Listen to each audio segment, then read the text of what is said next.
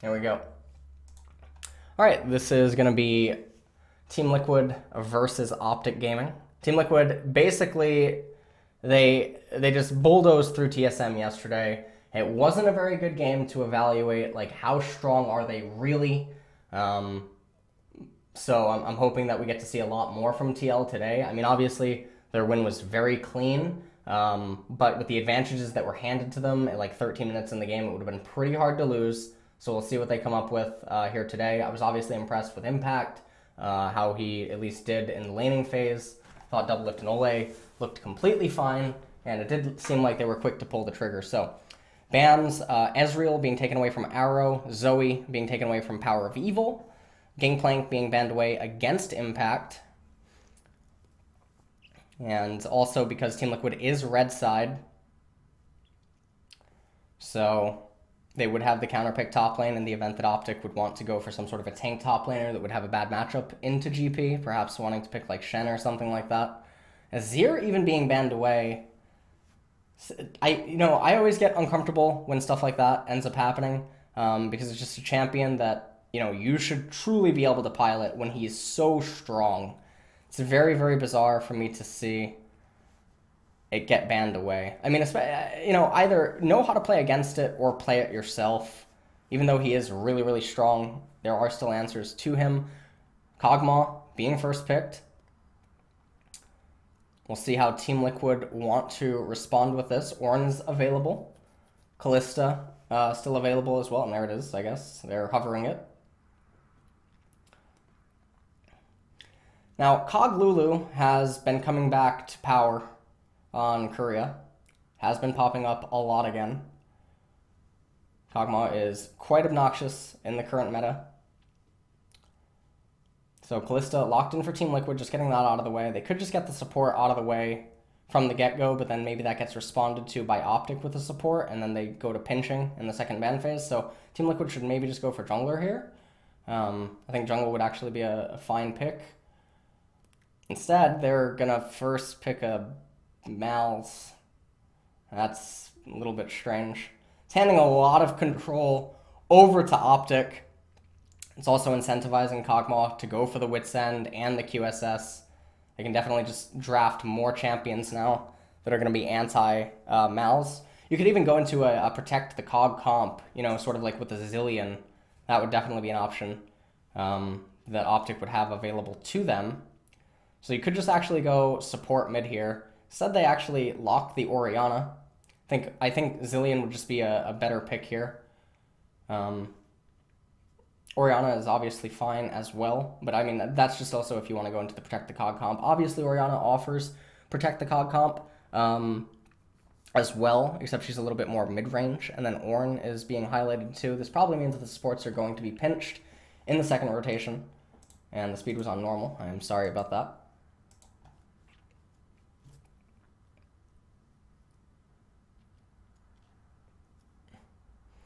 And Gnar now being picked up.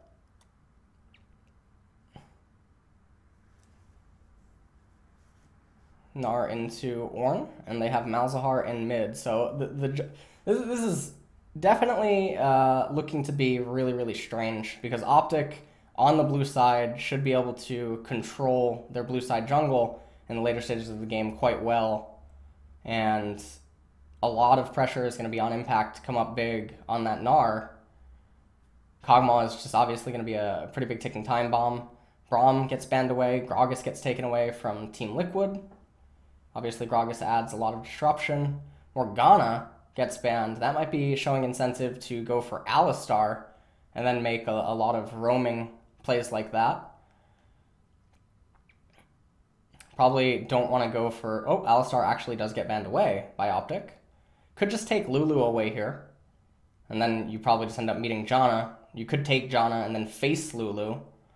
But then Janna doesn't really seem to be showing you too much. Instead, they're actually just going to go with the cookie cutter, bread and butter, Thresh Kalista. Now, Optic has a lot of options now in the support pick. If they go Janna, it's all about dodging hooks. Tarek's okay.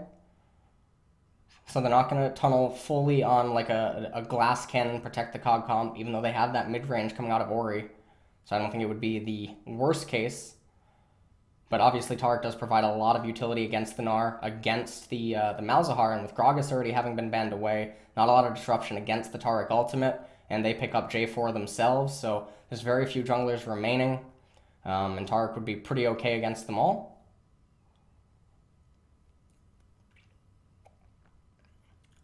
So the thing here is, Malzahar is, in a lot of these games that we've been reviewing, Malzahar is the queen. Like, if we're viewing it in a chess sense, Malzahar is one of the be-all, end-alls of, like, the team compositions. He is so crucial to kiting later on in the game. Even if Kalista falls, Pobelter can still, like, 1v2, he can 1v3 when he has those Rylais, like the Rylais, Morellonomicon, Leandries, or if he gets, like, Death Cap or something like that. So Malzahar and Kalista are both pretty big threats. I think Impact is more so going to be delegated to just like a split push dynamic, pretty difficult against Ornn. He even has the Spellbook Ornn, which I think is basically what you do in like bully matchups. You take it. Grasp the Undying, only going to be seen in like tank versus tank if you can somehow manage to get Ornn against a tank. I don't know why Impact isn't just going and trying to poke him. There's not really any danger that he would be facing. Arrow tries to get some poke down onto Ole. And so, like, when we're looking at the team compositions, let's just take a look at a few things, okay? So, Malzahar never slows down, right? Malzahar against this team comp is pretty obnoxious with even just one item. Kalista against this team comp, pretty obnoxious even with one item. Gnar, pretty strong with one item, right? Orianna needs more time. Cog needs more time, right? Orianna's good at stalling the game out with one item. Ornn, pretty efficient with gold just overall. So a lot of these champions, this curve right here tends to, you know, be really, really powerful around 2 and 3 items. Kog'Maw is one of the champions that doesn't really tend to slow down when they have that going for them. And then obviously Ornn is just super efficient. They have the Ornn items late game, etc. So Cog is like an insurance policy. But realistically, this this team composition has like explosiveness around the 25, like 33-minute mark or so, right? Like before Elder starts to become a real threat and stuff, and that's where they can look to make a lot of the plays happen. Now, this team composition, they can start making sparks fly around 13 minutes. They can do it around 15 as well. They get another, like, a little bit of oomph to them around 20 to 22, and then they temporarily stagnate for a little bit where a lot of their champions are basically the same. Kalista is just going to be a little bit more slippery at 3, but for the most part, Gnar is still going to be the same at 3. Thresh isn't really changing that much. Malzahar changes big time at 3, though. Malzahar is the bigger thing at 3. So this is like small, this is really big at 3. Okay, so Malzahar is up there with them at every single one. So 1, 2, and then 3, and then Kalista 1, 2, and then she's sort of slippery. Malzahar is like, he just keeps getting stronger. So Malzahar doesn't slow down on each item. Okay, Sejuani is basically the same thing, you know, 1 item, right, 2 items, and then 3 she starts to slow down, and then it just starts to get a little bit worse. So you have to look at it like the game timer, first dragon of the game, really, really, really fortunate for Optic that it's not something like a Mountain Drake or an Infernal, and the reason that I say that is just primarily because, you know, with the way that the lane setups are and stuff, and the fact that you should be able to leave impact on an island and you don't have to do anything against the Zig, it leaves Xsmithy to play inside of this square. And if that ends up being the case, and Doublelift and Ole can get some sort of an early lead down in bottom and a lot of lane dominance and a lot of pressure, Pobelter can play onto the right-hand side and they can look for opportunistic Drake captures before rotating out the Gnar and stuff and looking for macro plays. So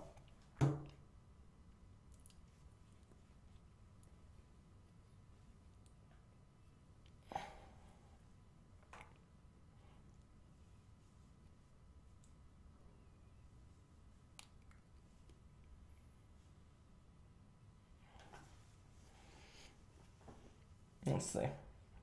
So Acadian's opening route. He should basically identify that you can prank, you can prank Malz and you can prank Gnar. These are very real things. You can prank Gnar, you can prank Malz. So he can do this, right? And then stand by. Stand by top, stand by mid. He can do this. This is a real route. Now, Xsmithy, what can he do? He can't gank Orianna, can't gank Gnar, right? So why are we doing, now unless he anticipates that Acadian will do something like this, right? Why are we doing this? Okay? This just seems a little bit weird, especially because Impact is going to have priority. Now, one of the things he could do is he could do 1, 2, and then he can look for vision and then fall back and power farm. That would be an option, just to make sure that Impact has the go-ahead to do whatever he pleases. Yeah, Acadian just coming in. Yeah, looks like he's looking to potentially do something. And he's actually just going to steal away a lot of the Wraiths. I like what Acadian's doing. This is basically a standby. You know, he's just getting some counter jungle in, get some vision control. He could have potentially ganked Pobelter. He could have pranked him too. And now they know exactly where Xsmithy is. And you can see that Acadian's just trying to mirror it. He gets the Scuttle Crab. It's going to take away any possibility that Xsmithy can offer any assistance to anyone. Power of Evil doing a pretty good job in mid lane. Pobelter falling behind in CS, and also don't forget to factor in the Voidlings. Interesting that Doublelift and Ole don't just pull the lane back, especially because when Jarvan does this route and then falls back, you have to know the timing at which he took this, and you have to know that he can't help out bottom lane. So if you pull this up and then you guys are able to communicate what exactly has happened over here, you know, yes, everyone knows where Xsmithy is, but, you know, it's using Fog of War as pressure. I don't know entirely what, maybe they are actually going to initiate a freeze. I really like this panning. That was really, really nice by the LCS observer.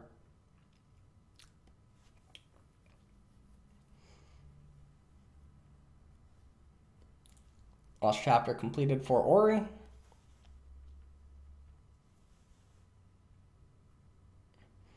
See Jarvan really trying to make something happen down in bottom. Ends up spotting Xsmithy. Realistically, again, the only thing that Jarvan should be able to do is prank every lane. He can gank bottom if like Ole and Doublelift really misplay. But until Power of Evil has 6 and Jarvan has 6, it's almost impossible to actually gank. Zig is doing a really, really nice job.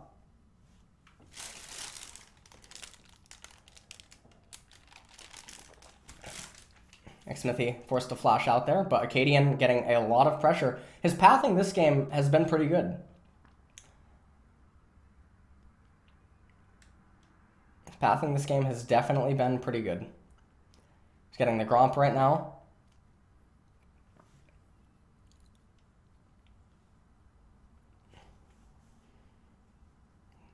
Bottom lane, Doublelift, and Ole seem to be doing just fine. The game is in a little bit of a lull state. Like the wards that Impact's getting. It's making it so that Sejuani can just further neglect any reason of coming top. You can see they have that control ward in left side river.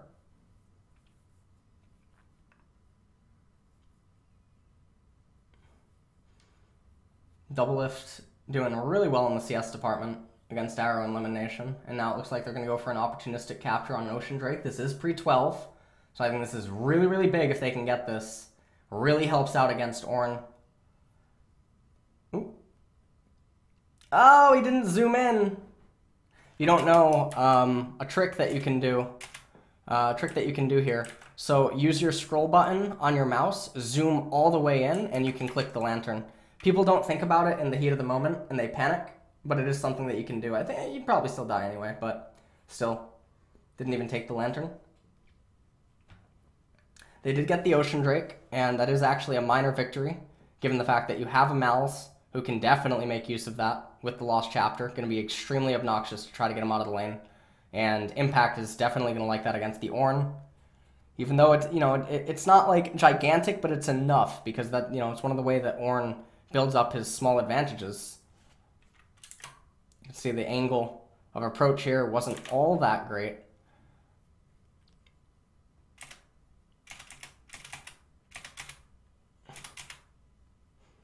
Yeah, there's no way to make anything else happen here. Orianna's way too healthy.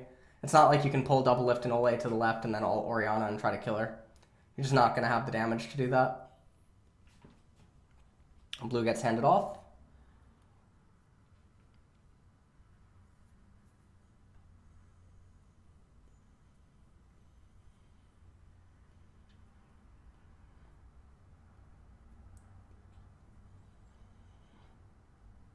Okay.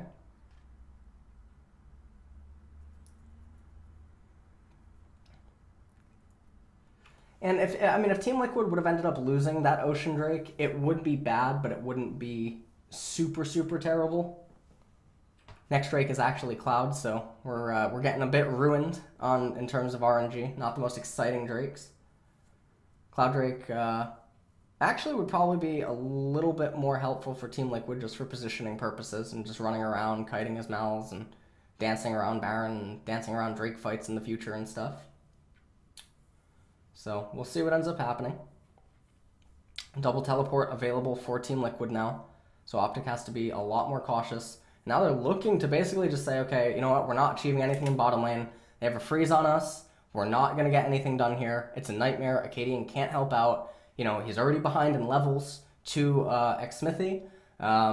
We can't do this. You know, so what they're basically doing is it's a little bit of a gambit. They're going to try to go for a big, heavy, committed play, Optic. And they're going to try to trade pieces to open up the game because an opened game benefits them a little bit more. TeamLiquid would be so content to just hold this game locked into a permanent laning phase. You know, let Gnar continue to just be Gnar. Let Malzahar continue to ramp. Use that Ocean Drake to your advantage. Milk it for everything it's worth. Continuously let your bottom lane get ahead in CS. That is basically all that they need to do. Get to that first item and then look to make fireworks happen. Kallista's really, really obnoxious at one item.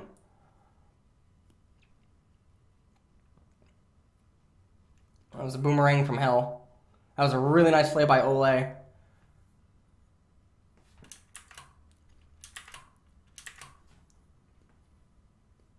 Jarvan coming down, teleport out of Pole Belter. Now, Impact channels TP, and it looks like he's coming, and then Ornn channels, and then Impact cancels. And so the question we have to ask ourselves is, this is about half a kill. Ornn won't get back to top lane to get the next wave. So Ornn is actually going to lose a kill, regardless of how much he's able to help out here. Impact can then actually maybe get tier 1 turret. He can get first blood turret. So maybe that's what he's thinking there. Acadian ends up arriving. Ole with a good flay. Pole Belter, I think they shouldn't have tried to save him. I think that Pole Belter should have just held down Acadian, and then Ole and everyone else should just get back.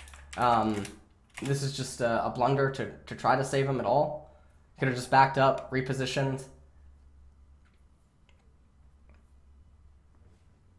Now they just have to save the turret because of the pressure the Impact is applying. Zig's gonna die. Oh no, wow, he didn't.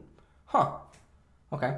And so yeah, that's basically, that's the play that Impact was going for. Unfortunate by Xsmithy. There's no reason to play with fire right now. You have Impact who's gonna get another wave. So he already has a kill over Zig, right? Just in terms of like the XP and all that good jazz that Zig just missed in top lane.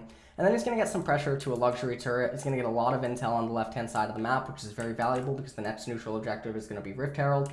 You don't need to do anything here because Optic heavily committed to a fight, and now you guys are going to be on your, your first tier 1 items and stuff. You can look to start to make things happen. Use Herald as a neutral objective to force team fights, force things to happen.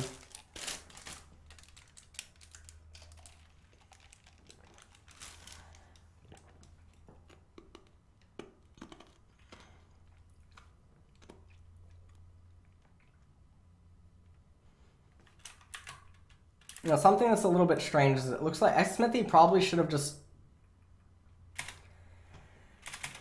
He probably should have just ulted him in place, even though the ult wasn't going to deal damage.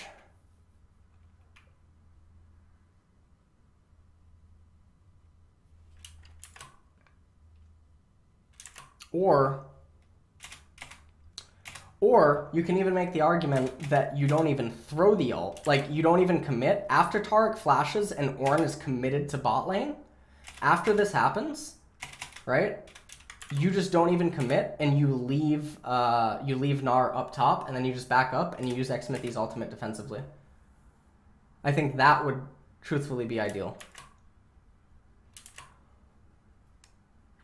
Let's watch this one more time. Malzahar coming in from a pretty weird angle. That was a pretty weird angle by Pole Belter. Like, this teleport angle is just really poor. They just need Pole Belter to basically act as a way to dissuade the opponent from coming further into them. So Xmithy and Poe, some weird choices. Impact, fantastic choice. Now let's see what happens. So this is the point in the game where TeamLiquid, in theory, their champions are pretty strong.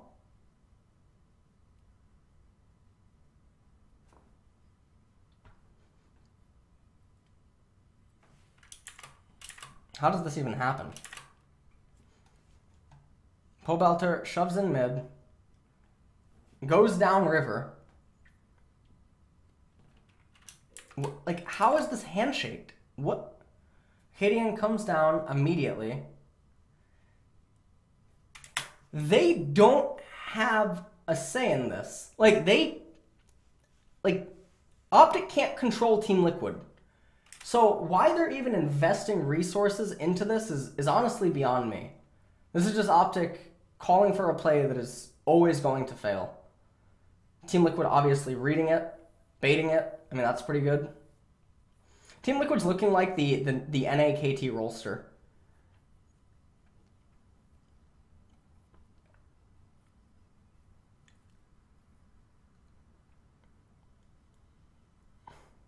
Except their mid laner is actually good.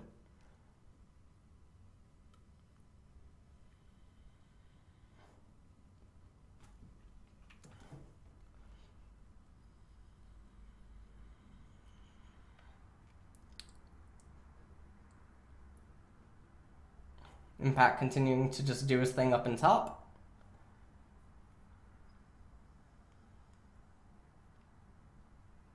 Getting Rift Herald is really, really, really important. I think it would be really good for TL to just...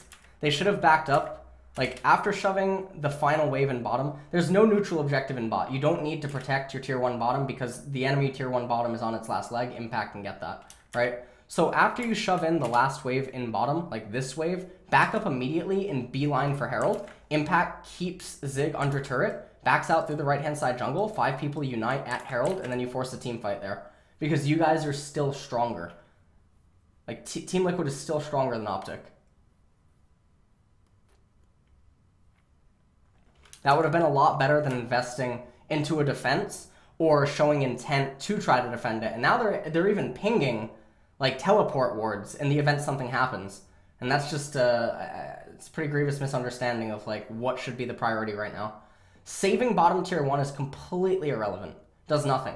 I don't know why they're investing so heavily into it. Doublelift and Ole should have been recalled a really long time ago, and we should be having a team fight at Herald.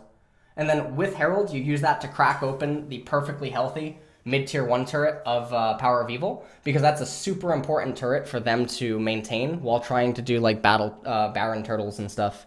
And then TL can just basically wait until the next dragon spawns. They can use that as a neutral, and they can try to fight with, like, their 2 items.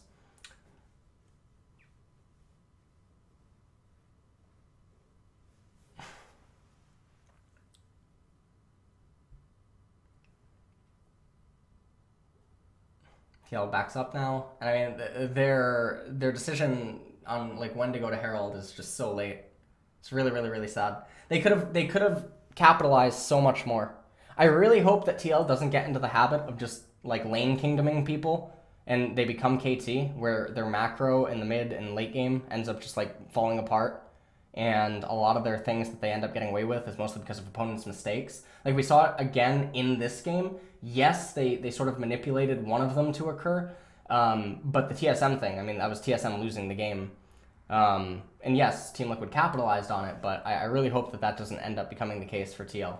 Because when you're just, like, bulldozing through opponents and don't have to think about your victories, it can, like, what are you, hello? What? What is going on?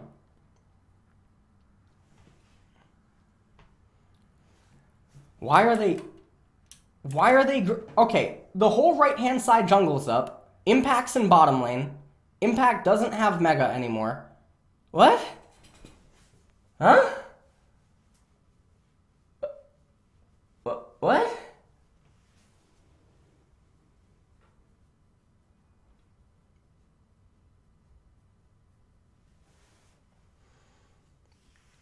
It truly is. It's NAKT.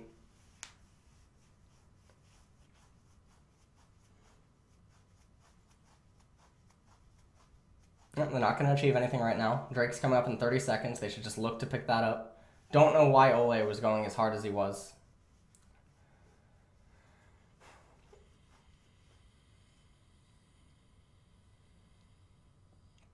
Now they're going to fight around the Drake. You look at top wave.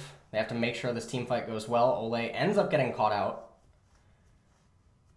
TL not prioritizing where to be in advance. We saw it with the Herald, not letting Impact do his thing. You know, investing too many resources and too much time into the defense of that bottom tier 1 turret.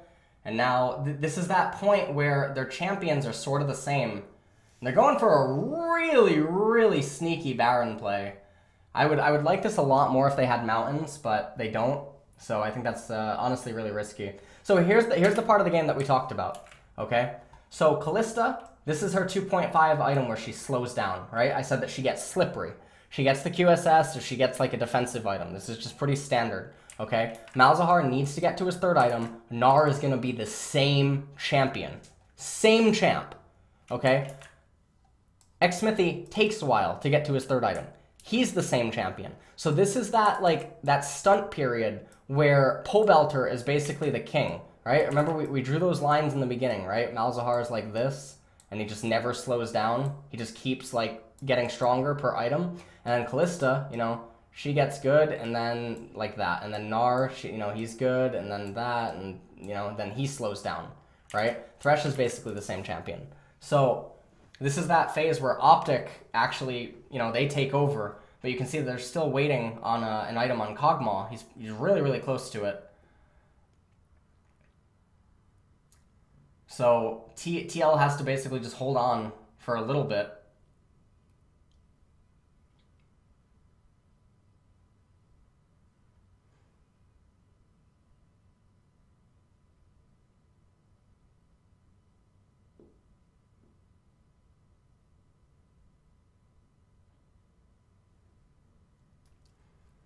All right. Impact down, back in bottom lane.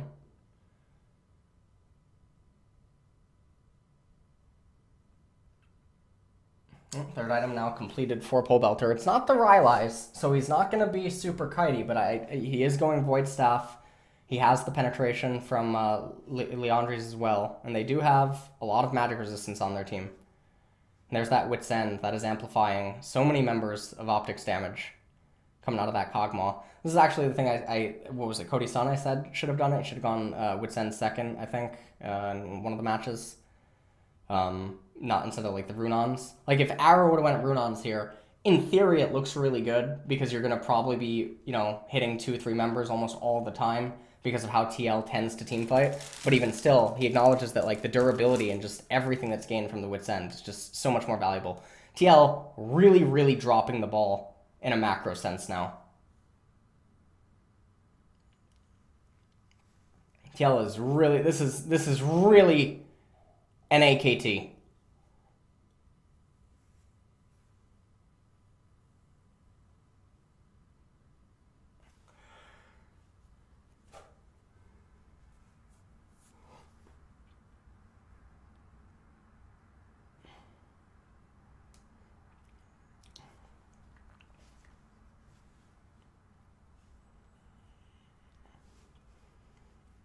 Alright. Cadian comes over, catches Pobelter out, pushing waves needlessly. Like, TL's in the phase where they're the ones that can wait, and then they hit what they hit, and then they have to go regardless of what the opponent wants or needs. And that's because they're the ones with the clock.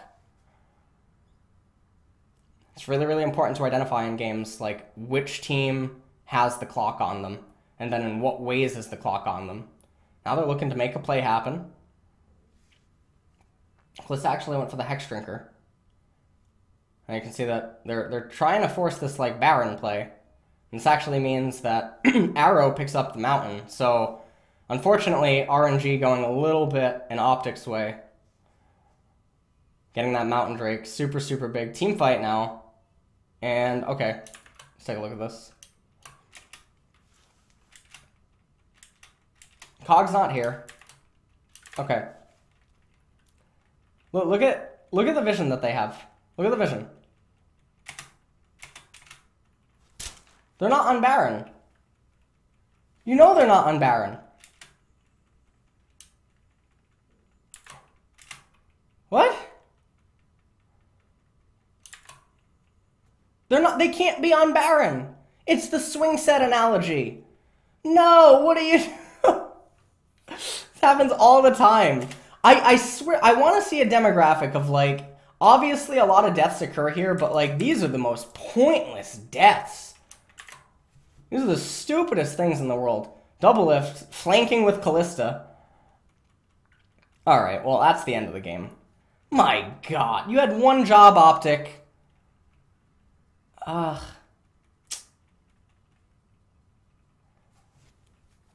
NAKT.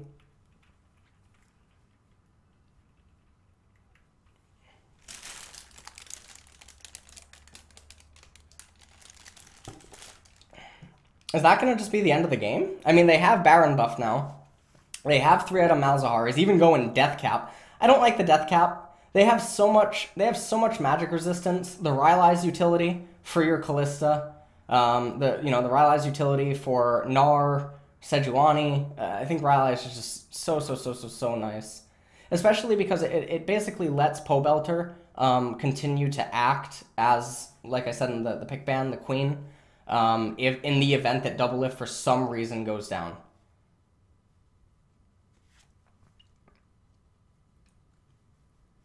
Barrel him down mid.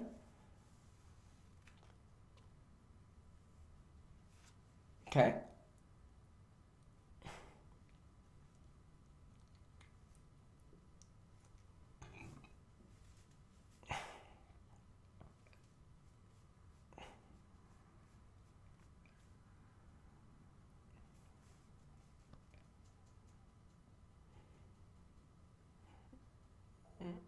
Optic committing to a fight.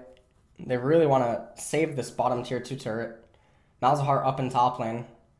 And Optic doesn't have the best team composition to resist these type of plays.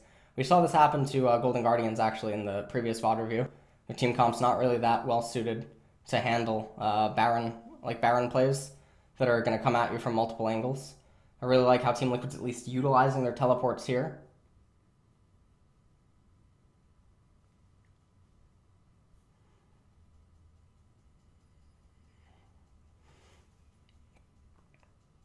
Now, Optic isn't out of it yet.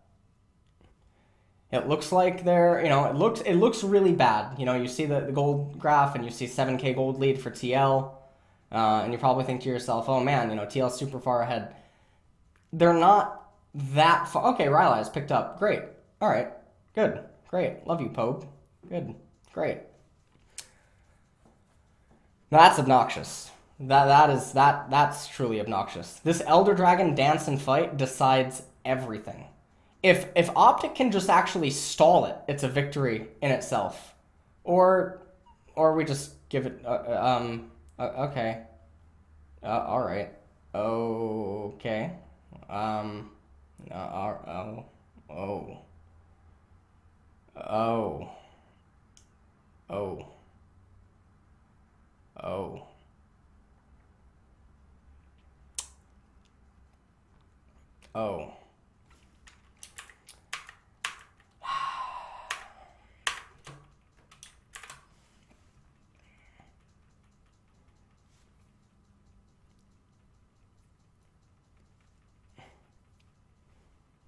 They didn't need to start tanking the Baron.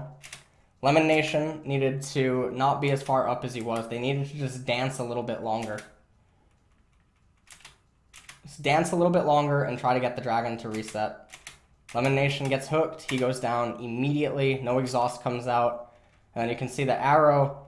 he just doesn't have the protection and the peeling that he really needs, and Double Lift is basically just able to go off.